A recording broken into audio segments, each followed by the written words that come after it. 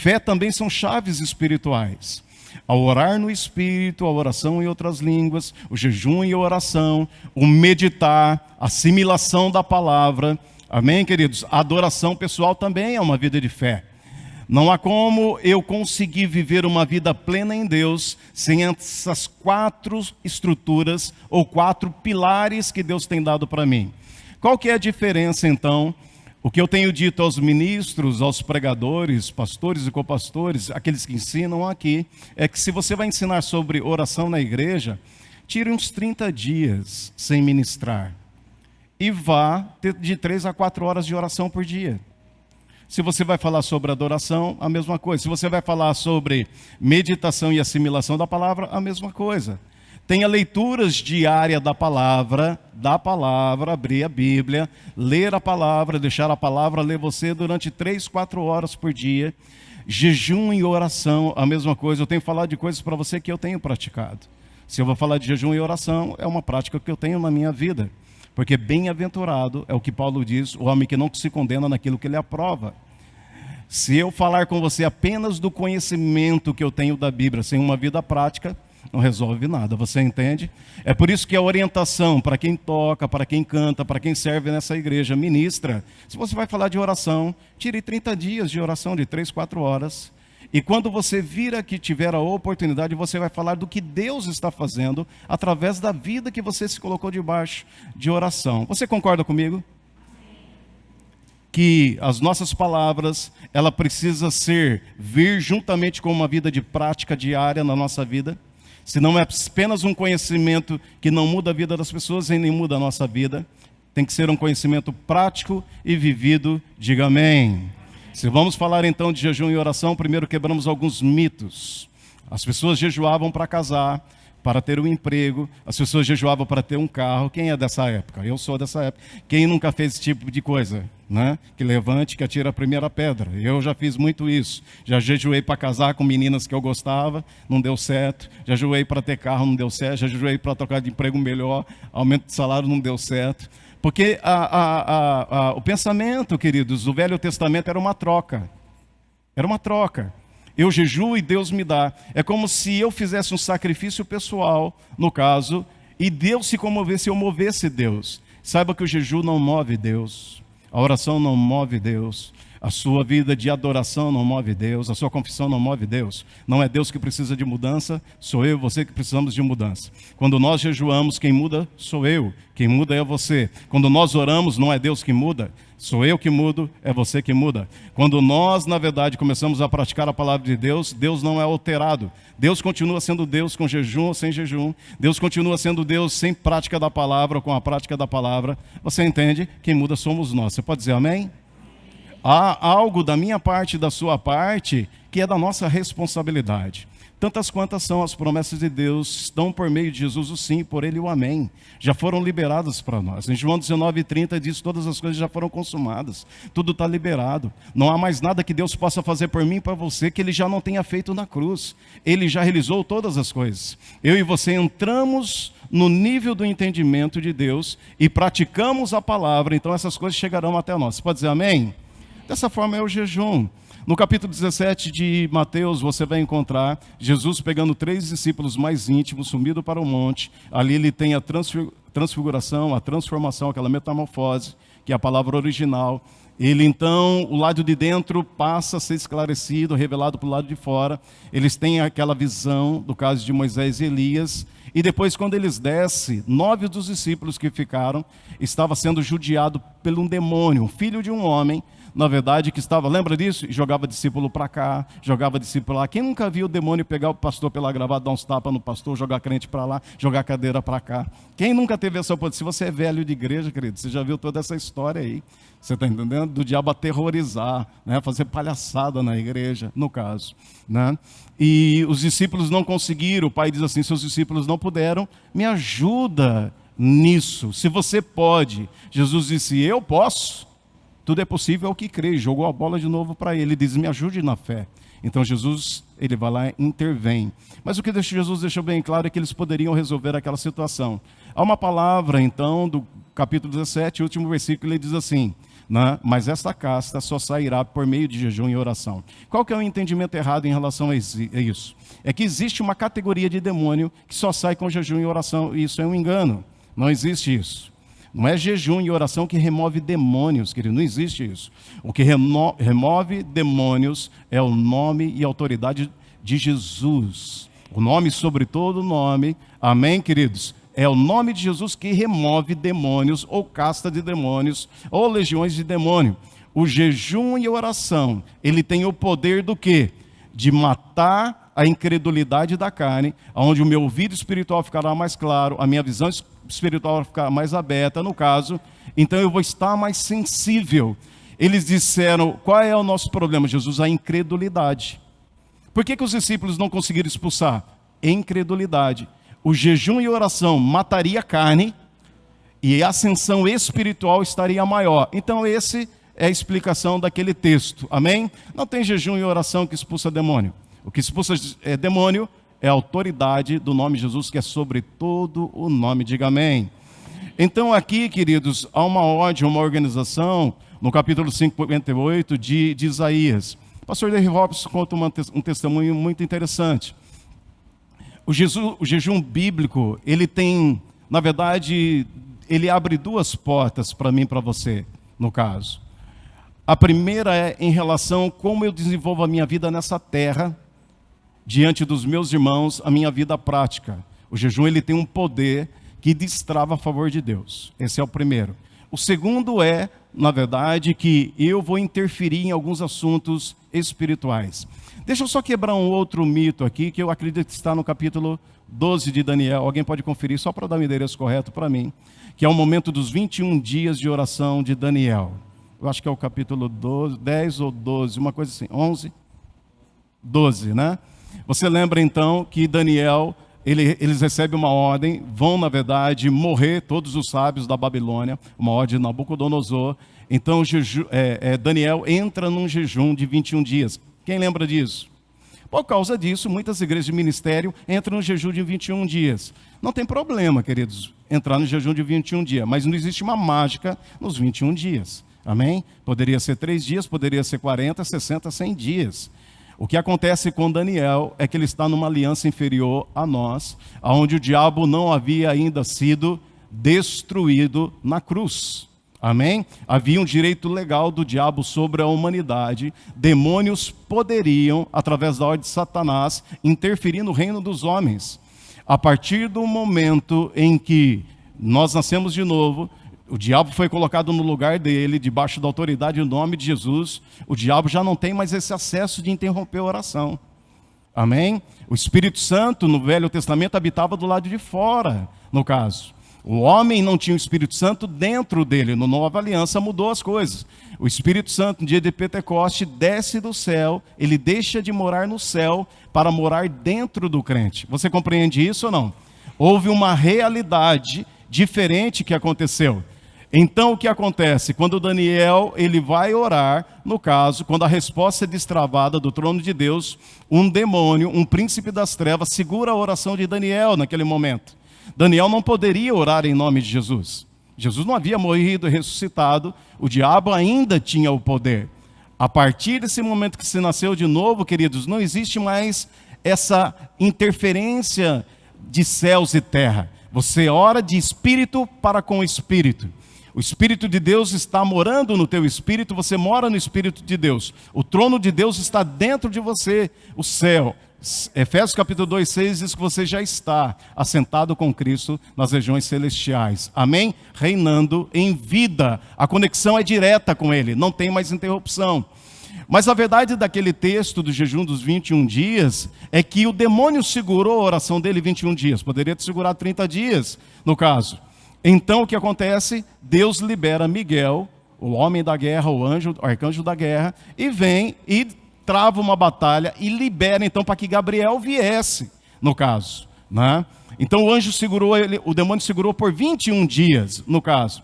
Mas quando Gabriel diz, Daniel, és muito amado, no caso, e ele diz algo tremendo, desde o dia em que você propôs no teu coração, desde o dia em que você propôs no teu coração, de buscar a Deus, eu vim com a resposta. Quando é que veio a resposta, querido? Depois de 21 dias?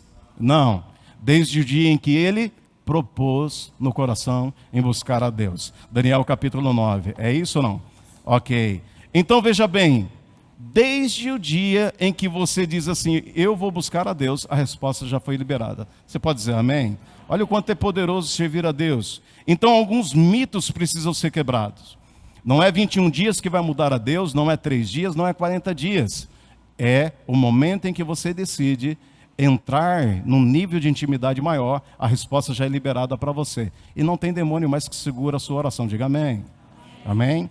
Em Lucas 10:19, Jesus diz assim, eis que vos dou todo o poder e toda a autoridade sobre todo o poder. Não existe poder do diabo mais. Sobre todo o poder do maligno, nada vos fará dano. Quem disse foi Jesus. Todo o poder. Pense em todo o poder. Eu te dou poder sobre todo o poder do diabo. Lucas 10:19. Amém? Vamos para o texto.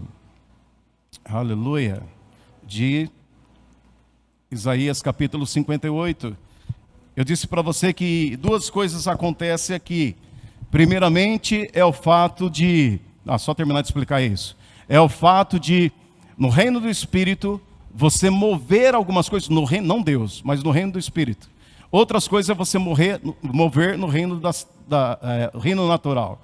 O pastor David Robertson disse que ele precisava de uma resposta para a sua igreja, para a mudança, Satanás atacando a igreja através das famílias, intrigas, divisões, partidários, finanças. Então ele decidiu entrar num jejum prolongado. Ele diz, a igreja me amou muito, me ama muito, e ela deixou que eu passasse, me permitiu que eu passasse 30 dias em jejum e oração, enquanto eles cuidavam da minha família, no caso. É uma igreja que ama ou não é? Graças a Deus, ter um pastor nesse nível de qualidade. E ele diz que então, perto do dia 24, dia 25, em jejum total, jejum e oração, no caso, a secretária dele recebeu uma ligação. Ele estava então no outro lugar, no meio do campo, praticamente 24 a 26 dias de oração, não me recordo direito. A secretária dele, que sempre estava em contato com ele, e jejum e oração sem internet, viu, queridos? A gente vê ministros, né, gente indo para o campo, jejuar e orar online. O online é entre nós e o trono, amém? É totalmente desconectado do mundo natural e conectado com o Espírito. Pega essa, chupa essa manga, né? Então vamos lá. 24 a 26 dias, a secretária dele recebeu um telefonema de um outro estado, nos Estados Unidos, e ela disse, pastor Robertson está aí? E ela disse, não está aqui, ele está reservado, separado e tal. Ela diz, olha, Deus falou comigo essa manhã e disse para ele, basta. Já houve mudança do que ele está buscando no reino do Espírito, não sei nem o que é. Então a secretária ligou para ele e disse assim, Robertson, ele diz o que foi.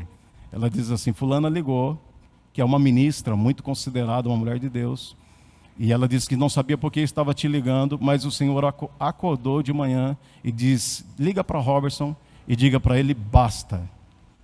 Aquilo que ele estava buscando, acabou de haver uma mudança no reino do Espírito. Ele deu graças a Deus, 24 dias sem comer, não são 24 horas, né? Jejum não é fácil. E quando 24, 26 dias, quando ele voltou, uma coisa aconteceu poderosamente. Quando ele ficou na frente da igreja, ele não conseguiu falar, ele chorava, e a igreja inteira chorava. Isso ficou por semanas. Uma presença, um peso de glória naquele lugar. Você já teve experiências assim? Você já teve experiências pessoais com o Senhor assim? Que você vai passar um tempo com Ele, você vai falar, não consegue, engasga. E você só chora na presença. E não é choro de dor, diga graças a Deus. Não é choro de desespero. É um choro do peso da glória, da intimidade de Deus.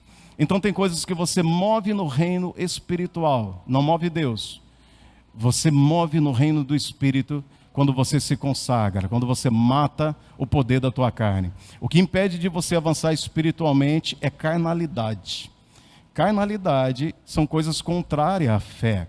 Em Romanos capítulo 8, em 1 Coríntios capítulo 2, Paulo vai falar sobre a mentalidade inclinada para as coisas da carne. O que é aquilo lá? Carnalidade, quando ele está dizendo. Ele está falando de duas pessoas crentes, e uma vive pelo que vê, ouve ou sente, e outra vive pelo Espírito. Ele diz, toda inclinação, a mentalidade da carne gera morte.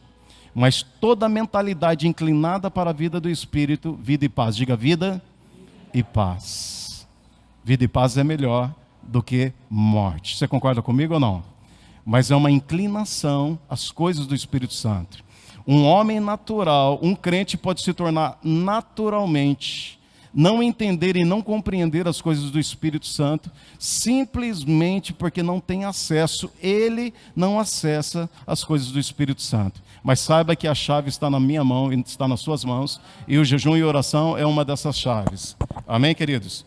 Então, Isaías, no capítulo 58, ele vai começar falando, eu vou ler duas versões diferentes, na verdade aqui eu só estou lendo uma outra versão diferente, que é a versão transformadora. Aconteceu alguma coisa com o Wilman? Está tudo bem? Amém, glória a Deus. Estou sentindo a falta dele aqui, né, hoje.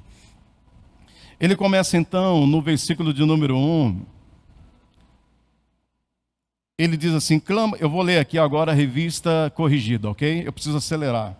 Clama em voz alta, não te detenhas, levanta a tua voz como a trombeta e anuncia ao meu povo a sua transgressão, ó casa de Jacó, os seus pecados. Vou ler agora então na versão nova transformadora.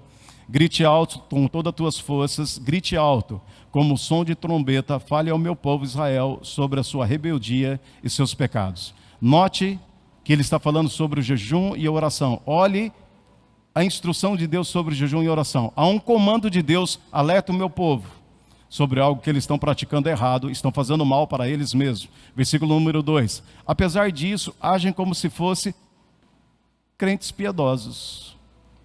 Você entendeu que ele fez uma mudança aqui de duas pessoas, entre gente que pratica a palavra e gente que não pratica a palavra, na mentalidade do povo, do qual Deus mandou clamar contra eles, eles viviam a vida em Deus, e Deus está dizendo, vocês não vivem a vida em Deus. É um alerta em relação a isso.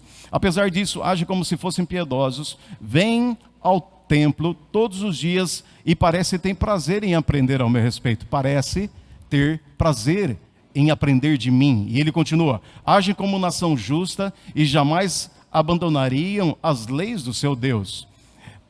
Pedem que eu atue em favor deles e fingem querer estar perto de mim. Você conseguiu compreender? Terceiro, dizem, jejuamos diante de ti porque não prestas atenção. Nós nos humilhamos com severidade e tu nem reparas. Vou lhe dizer o porquê, então eu respondo, diz o Senhor. É porque vocês jejuam para satisfazer a si mesmos, enquanto isso oprimem seus empregados. De que adianta jejuar se continuarem a brigar e a discutir? Com esse tipo de jejum não ouvirei as vossas orações. Você concorda comigo? Você concorda comigo que existe um tipo de jejum que ofende a Deus? Que é um tipo de oração que ofende a Deus? Que é um tipo, na verdade, de sacrifício que ofende a Deus? Por mais que pareça ser jejum, por mais, na verdade, que tenha aparência de ser cristão ou crente, ou vida piedosa, mas é uma ofensa para Deus.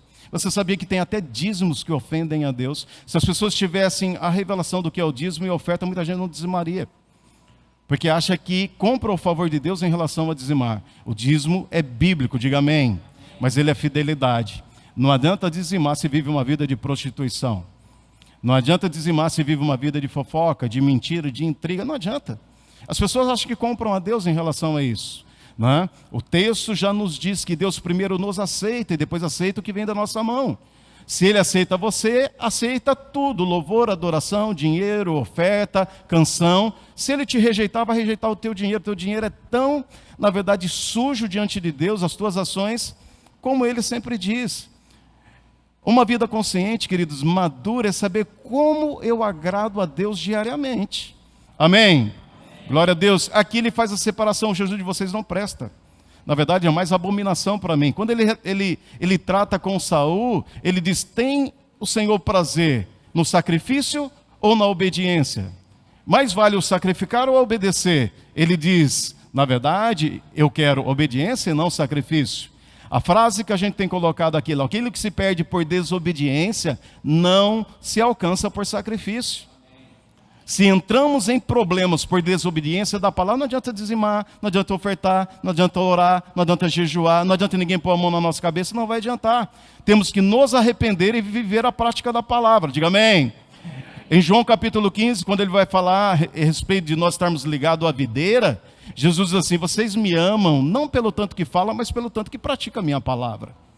Amém, queridos? É a prática do que eu ouço que muda a minha história e a sua história. E aqui, o povo tinha uma consciência que eles serviam a Deus, mas na verdade eles estavam irritando a Deus com os sacrifícios, a vida de jejum e oração deles. Então nós entramos no versículo 5, que diz assim, me acompanhe aí, acompanhe na sua tradução mesmo. Vocês se humilham ao cumprir os rituais, diga rituais. Queridos, isso é tão forte na vida do crente. O crente religioso é tão forte, o ritual na vida dele, que não passa de performance. Mas ele acredita que a performance de vir ao culto, de dar o dízimo, de abrir a Bíblia, de levantar as mãos, isso é vida em Deus. E ele está dizendo que não é. Note que a palavra de Deus sempre, queridos, vai nos colocar diante de nós mesmos. Ela é um espelho e ela nos lê. Então ela nos revela a verdade. Quando você olha para a palavra me mostra do outro lado, mas já transformado em Cristo. Então quando eu olho para a palavra, do outro lado eu vejo por espelho aquela imagem do qual Cristo quer que eu seja. Então eu me transformo de glória em glória. 2 Coríntios capítulo 3, verso 18. Amém? Diz isso. Ele diz, vocês se humilham ao cumprir os rituais, curvam a cabeça como junco ao vento, vestem de pano de saco e se cobrem de cinzas. É isso que chamam de jejum? Acreditam mesmo que isso agrada ao Senhor? Ele está dizendo. Então, o versículo número 6, olha só. Este é o tipo de jejum que eu desejo. Que vocês soltem os que forem presos injustamente. Aliviem as cargas de seus empregados, liberem os oprimidos, removam as correntes que prendem as pessoas.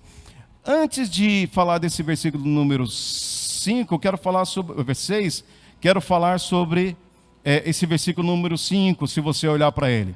Vocês se humilham ao cumprir os rituais, curvam as cabeças. Olha só, vocês se humilham ao cumprir os rituais, performance, amém?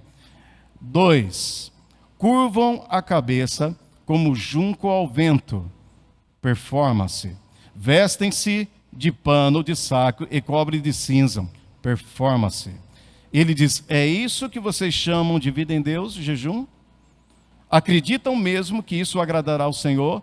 Um tipo de padrão de religiosidade. Esse é o versículo número 5. Vamos então para o versículo de número 6. Esse é o tipo de jejum que eu desejo. Então, há um tipo de jejum que nós devemos praticar. Você concorda? Não é esse jejum do qual Deus está reprovando, no caso. Não é? Esse é o tipo de jejum que eu desejo. Soltem os que foram presos injustamente. Olha só. Aqui, queridos, ele está dizendo, se você olhar para o texto, faça uma pergunta para o texto, e se você tiver um papel em branco quando você for fazer a leitura, coloque aí 1, 2, 3, 4, só para você fazer um pequeno estudo sobre esse pequeno versículo. Ele fala sobre o perigo da injustiça de impor obrigação sobre os homens. Eu quero tocar numa área aqui extremamente delicada entre líder e liderados, entre pastor e pastoreados, entre aqueles que têm uma responsabilidade de Deus em relação a outras pessoas, sobre patrões e empregados, no caso. Há uma situação muito delicada aqui.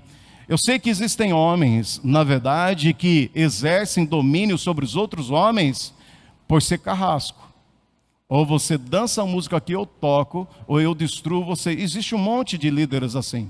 Eles não governam, na verdade, por meio da palavra de Deus, mas eles governam sobre um tipo de autoridade. Nathan Rufino conta um caso que é muito engraçado. Ele conta sobre essas igrejas, que o pessoal tem culto das 8 às 7 horas da manhã, depois tem culto 8:30 da manhã, depois 9 horas da manhã, depois 10 horas da manhã, depois 11 horas da manhã, e assim o dia inteiro. E sempre é aquele pastor que é severo, aquela coisa toda, e aquele monte de crente, na verdade, que está debaixo de jugo, liderados, que o pastor dá um grito, líder, e todo mundo treme. Então estava no intervalo, a reunião das 11 passou do horário, no caso, e eles tinham que almoçar rapidamente, porque 13h eles já teriam que voltar novamente. Poxa, passou o horário da reunião, nós tivemos uma outra reunião aqui particular entre nós, está passando do horário, e agora como que nós vamos fazer? Bom, a gente tem meia hora, nós temos uma reunião com o nosso líder, né? Com aquele líder severo, aquela coisa toda, 13h.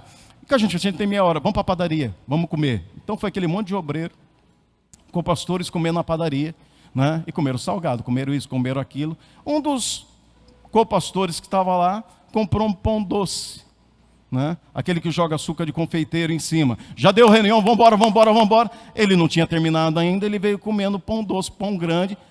Quando ele entrou na sala da reunião, ele não ia entrar comendo, que não era permitido. Então ele socou na boca o pão doce e ficou cheio de farinha. Não é farinha, aquele açúcar de confeiteiro do lado da boca dele, no caso. Então lá está tendo a reunião, o líder dizendo, nós precisamos disso, e todo mundo, amém, tal, não sei o que tem. E ele comendo pão doce, com a boca cheia. Você já colocou bastante coisa na boca, que não dá nem para mastigar, nem para engolir? O que você vai fazer, né? E de repente o líder falando, olhou para ele. Ele comendo, ele olha para o líder, e o líder olhou para ele com aquela boca cheia de açúcar. O líder falou assim, eu sei quem está aí.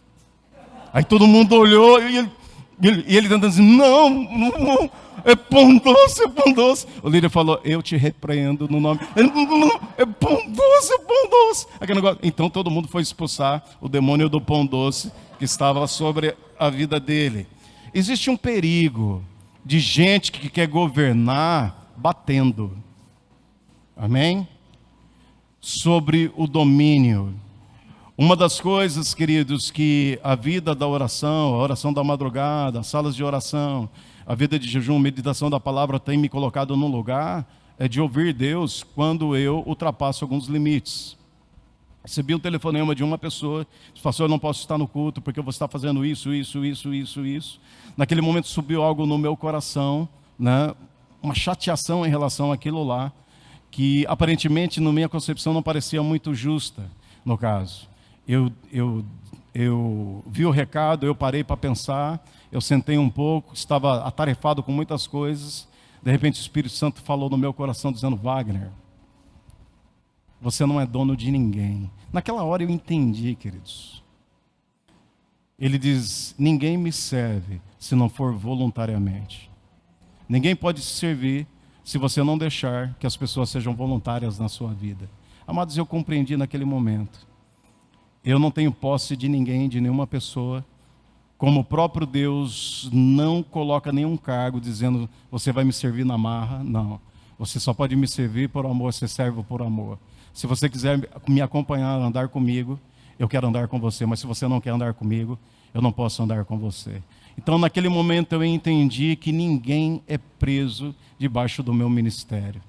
Se você disser, eu não quero estar aqui, não quero pregar, não quero frequentar culto, não quero tocar, não quero cantar, não quero trabalhar aqui, eu quero dizer para você que você continue na bênção. Porque você não pode estar aqui simplesmente porque você tem que cumprir uma obrigação, mas porque você ama a Deus. E nós entendemos que muitas vezes as pessoas não podem estar, não é porque elas não querem, elas não podem, de verdade. E que todos são voluntários. E que Deus não nos colocou como capataz ou dono de ninguém. Diga amém, queridos. Então tem que ter um equilíbrio da nossa parte, no sentido de reconhecer que as pessoas servem a Deus por amor. E elas estarão junto com você por amor a Deus, no caso. Por outro lado, corre-se o risco quando você dá a liberdade. Em Gálatas capítulo 5, versículo 1, Paulo diz, para a liberdade Cristo nos libertou. Eu e você já fomos livres. Ele diz, porém, tome cuidado para que você não se coloque de novo debaixo do jugo de escravidão. Quando você proclama para algumas pessoas que elas têm a liberdade em Cristo Jesus, elas se perdem. Então você tem duas áreas totalmente extremas, no caso, de líderes que sabem disso e querem governar pela força. Se você não fizer isso, quantas vezes eu ouvi isso? eu tinha dificuldade, eu amava estar, eu amava desenvolver, entrava em todos os projetos do ministério, estava lá. No dia que eu tinha uma dificuldade por causa de um trabalho, e era legítimo e real, eu dizia para o meu líder, eu não posso, por causa do meu emprego, isso. Ele disse, eu não posso contar com você, eu levanto outro no seu lugar. Aquilo machucava o meu coração. Porque eu não queria estar por negligência, eu não estava dando nó, não estava mentindo. Na verdade, havia uma responsabilidade da outra parte que eu poderia cumprir também, no caso. Mas o que ele sempre colocava diante de mim é, se você não pode estar, se eu não posso contar com você. E muitas vezes, queridos, eu fechei porta de emprego, muitas vezes eu tomei atitudes, coloquei a minha família em dano pessoal por causa dessas situações. Amém? Então existe um extremo de líderes que querem escravizar, porém existe um extremo quando você dá liberdade para as pessoas. Entenda, você explica sobre a liberdade delas serem voluntária e servirem por amor, aí você localiza o coração das pessoas. Elas não se envolvem, elas se pedem, elas transformam a liberdade em libertinagem, como a palavra de Deus diz. Diga, o equilíbrio é o melhor caminho. Nem 8 nem 80, queridos. Sirva a Deus por amor, você servirá os seus líderes por amor. Amém? Saiba que o teu líder não é o teu dono, mas você deve de respeito e honra. Amados, eu tenho recebido tanto zap mal criado, de gente que já perderam o respeito comigo há muito tempo. Tanta coisa mal criada. Não é?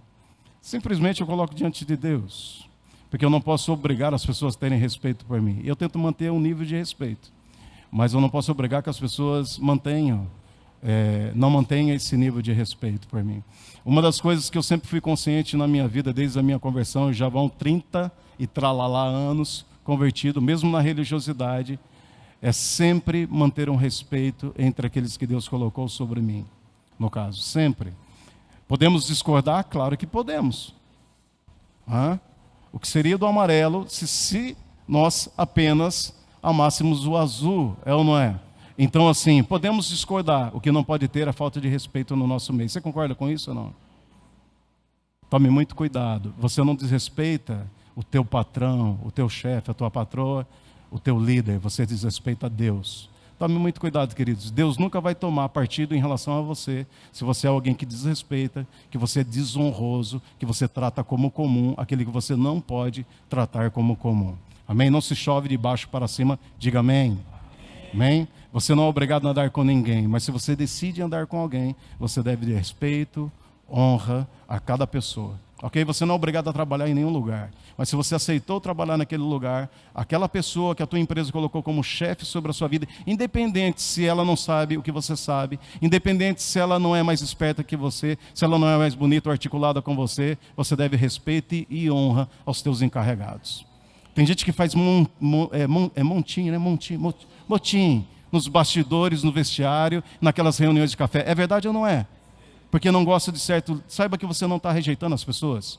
Você está rejeitando o próprio Deus. E saiba que você é rejeitado por Deus. O que se perde por desobediência não se alcança por sacrifício. O que Deus está levantando aqui é um tipo de vida errada. Você não deve colocar jugo em ninguém. Ele diz, qual é o jejum que eu quero? Desamarre a opressão sobre as pessoas. Não obrigue ninguém a fazer o que elas não querem fazer. Dê liberdade, mas ensine liberdade. Você tem liberdade. Eu fui liberto em Cristo. Mas você sabe, queridos, que eu fui liberto e a minha liberdade é uma liberdade contida. É uma liberdade que tem um perímetro de ação. Eu sou liberto, mas eu não sou liberto para pecar. Amém? Eu não sou liberto para roubar. Eu não sou liberto para prostituir ou para adulterar. Você concorda comigo? Eu não sou liberto, queridos, para falar mal dos outros. Eu não sou liberto, na verdade, para criar contenda e confusão. Você entende? Esse tipo de entendimento, eu sou livre, claro, sou livre até para ir para o inferno, se eu quiser. Eu posso rejeitar a Deus, mas dentro da minha liberdade é um raio de ação, onde eu cumpro a lei de Cristo. Paulo diz, sou livre, mas estou debaixo da escravidão de Cristo. Paulo, servo, a palavra é dog no grego, escravo de Cristo Jesus. Escravo por amor, queridos. É o escravo que diz, você é livre, ele diz assim, mas eu quero te servir por amor. Quando você diz serve por amor, existe uma limitação, um raio de ação, do qual você não pode quebrar aquilo. Quando você se coloca debaixo de uma liderança, há um raio de ação que você não pode quebrar. Eu sou livre. Mentira, isso é engano, isso é soberba, isso é orgulho, isso é altivez de espírito. Amém? Eu posso servir com liberdade dentro de um raio de ação da palavra de Deus. Diga amém se você entendeu. O que ele está querendo dizer aqui é que eu não posso oprimir as pessoas. Você não deve servir nenhum líder, nenhum pastor, nem a mim, nem a esta igreja, se você tiver um líder, na verdade, que te oprime. Porém, o que você deve entender é que talvez você está usando da sua liberdade para ser insubmisso. Esse é o parâmetro. O líder tem que ter uma consciência de se ele não está te explorando, se ele não está acabando com a tua vida, fazendo você, ele sendo o seu dono, e você dançar a música dele. Tem que ter uma coerência bíblica. E qual é o melhor parâmetro? A palavra de Deus. Como que a gente, na verdade, entra em discernimento? Estando debaixo da unção, queridos. Onde o Espírito Santo diz assim, você não é dono de ninguém. Você não obriga ninguém. São cooperadores meus que eu estou emprestando para você. Você diz amém, queridos. Faz do jeito que o Senhor quiser. Está tudo tranquilo. Não vou pôr júri nem castigar ninguém. Está tudo certo. Não é bom ser corrigido pelo Senhor assim? Porém, do outro lado, não existe uma liberdade plena de se cometer adultério. Se você comete adultério aqui depois de ouvir 7 anos, você vai ser excluído aqui na frente. Se você manipula contrato na sua empresa, se você judia das pessoas, se você é bandido, você vai ser excluído daqui. Amém, queridos? Porque ainda nós ponderamos o que a palavra de Deus diz aqui. Nem 8 nem 80. O equilíbrio é a palavra de Deus, diga amém. Nunca ninguém foi excluído daqui. Mas pode acontecer, sim ou não? Tentamos tratar por meio da palavra de Deus, que é o melhor objetivo. Então aqui ele diz, o perigo da injustiça de impor obrigação sobre as pessoas. Eu não posso pôr, o líder não pode pôr, o seu patrão não pode impor. No caso, aquela regra severa. Porém, você não pode usar da liberdade para dar ocasião à carne, no caso. Quando Jesus diz em João 8,32, a verdade te libertará, no caso... Antes do verso 32, conheça a verdade vos libertará, é tudo que todo mundo sabe, conhecereis a verdade vos libertará, mas não é isso. O verso 31 antes do 32 diz assim, se vocês ouvirem as minhas palavras e praticarem minhas palavras, de fato sereis meus discípulos, então conhecereis a verdade e a verdade vos libertará. Não tem uma sequência? Ouço a palavra, pratico, me torno discípulo de Jesus, conheço as verdades de Jesus, sou liberto, diga amém. Esse é o texto. Não sou livre, queridos, para desonrar, para pecar, para faltar com respeito, para viver a vida que eu quero. Você tem um dono, diga amém. Diga amém, eu tenho um dono. E não é o pastor Wagner, graças a Deus. Eu decidi, queridos, romper com homens que tentaram ser meu dono. Eu decidi romper. E você deve romper comigo se eu tentar ser o seu dono. Se não houver equilíbrio da minha parte, entender que você está aqui voluntariamente. Porém, queridos, eu tenho conhecimento bíblico como você tem. Eu sei se você tem, na verdade, ultrapassado o limite do respeito. Há um dia, anos atrás, eu disse para uma pessoa, você ultrapassou um limite que você não deveria ter ultrapassado. A partir de hoje, fecha-se um ciclo na nossa vida que nunca mais, a nossa amizade será a mesma. Existe uma linha, eu nunca ultrapassei com nenhum líder meu. Você ultrapassou essa linha, você não deveria ter ultrapassado. Agora cabe a você ter frutos de arrependimento, mostrar que você mudou, não sou eu. Não foi eu que ocasionei essa situação, foi você. Sabe, as pessoas erram com você, erram conosco, queridos. É aquela questão da confiança. Confiança, uma vez quebrada, queridos, não somos nós que somos culpados. É quem quebrou a confiança que deve de novo nos mostrar que ela é digna de confiança. Perdoamos, amém. Amamos, amém. Só que a quebra de confiança nos impede de nós termos uma vida de intimidade junto. De não comermos mais junto, de não bebermos mais junto, de não frequentarmos a casa um do outro.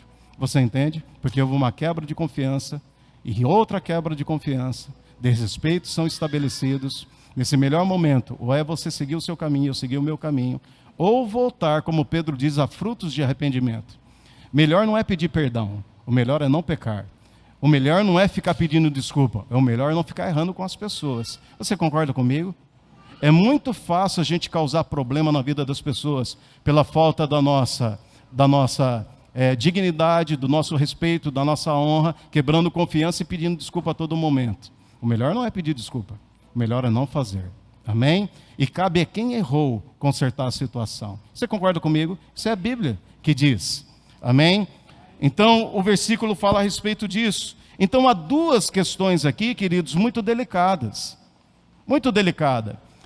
O líder, se você exerce um cargo sobre a diaconia, sobre o louvor, sobre a área, qualquer área, ou na tua empresa, nos teus negócios, se você tem debaixo de você pessoas, debaixo do teu comando, você tem que ter o equilíbrio de não destruir as pessoas. Porém, os teus liderados têm que ter o equilíbrio e o conhecimento de não ultrapassar uma linha de respeito. Dá liberdade para quem nunca soube exercer liberdade, se perde. Sabe, no passado houve muito isso, não sei se ainda tem hoje. Antigamente, quando eu estava no mundo, eu fui para o mundo, fui ser músico da noite, e eu descobri que os piores bandidos eram filho de crente, de pastor, de crente. As prostitutas eram tudo filho de pastor, de crente, de gente. Os piores bandidos eram tudo filho de crente. Por quê? Porque a igreja, houve uma época, queridos, eu acho que isso mudou, que antigamente, filho de pastor tinha que ser igual santo no altar, já viu ou não? Imaculado. Filho de crente, e nós crentes, nós não, eu não sou dessa época, graças a Deus também você não é, que os crentes, na verdade, dizia para o filho, não, os pastores, não, e disciplina aquele. Eu frequentei uma igreja na minha juventude, eu disse para você, a profeta rodopiava, nós os jovens, queridos, já começava a suar frio. As nossas pernas bambeavam, porque quando ela rodopiava, pronto, já vinha cajado. E não só cajado, a sentença de morte. Ela diz, tem jovem aqui que pecou, Deus vai matar. Todos nós chorávamos, meu Deus, vai morrer todo mundo. Quem é, queridos, que na sua adolescência não está crescendo? Se revele agora. Queridos, estou falando algo verdadeiro. Talvez isso se repetiu em muitos lugares. É histórico. Não, eu estava lá nesse grupo lá. E dizia, vai morrer hoje, no caso, os jovens. E a gente tudo chorando, desesperado, querido, perna bambeando, suando, né? Revela agora, um de cada um de nós levantava a mão, Jesus, não é você. Depois de 70 levantar a mão, não é você. Aí um coitadinho, é você, meu Deus do céu. E a gente dizia, graças a Deus, esse vai ser fulminado, não sou eu que vou ser fulminado nessa noite, no caso. Jugo, queridos. Nós vivíamos uma época em que nós colocávamos sobre as pessoas um jugo que Jesus diz, vocês colocam um peso sobre as pessoas e vocês não querem nem carregar com o dedo. Vocês, na verdade, coam, um mosquito engole um camelo, lembra disso ou não? As pessoas colocavam jugo sobre as pessoas. Quando os filhos dos crentes, quando os crentes iam para as faculdades, estavam longe, eles pecavam com força.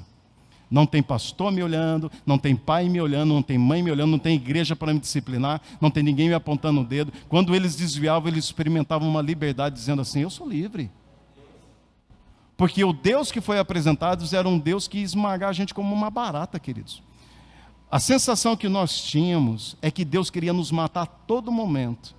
E que Jesus Cristo ficava entre nós e Deus, dizendo, pelo amor de Deus, Pai, tem piedade dele, tem piedade de Deus, assim, eu vou acabar com você, seu inseto. Eu vou esmagar você como uma barata, seu nojento. Né? E Jesus assim, pelo amor de Deus, Pai, sabe aquele separando, o cara separando, pelo amor de Deus, Pai, né? Eu morri por ele, diz, não, eu vou pegar ele, eu vou te pegar. Hoje você se livrou, e a gente assim, né? Morrendo de medo. Quando a gente pecava, a gente ia assim, meu Deus, Deus vai me matar. Era esse sentimento. E quando esses jovens estavam longe, experimentavam a bebida ou o pecado, eles tinham uma liberdade, porque foi apresentado para eles um Deus, queridos, que julgava, um Deus que perseguia, que maltratava.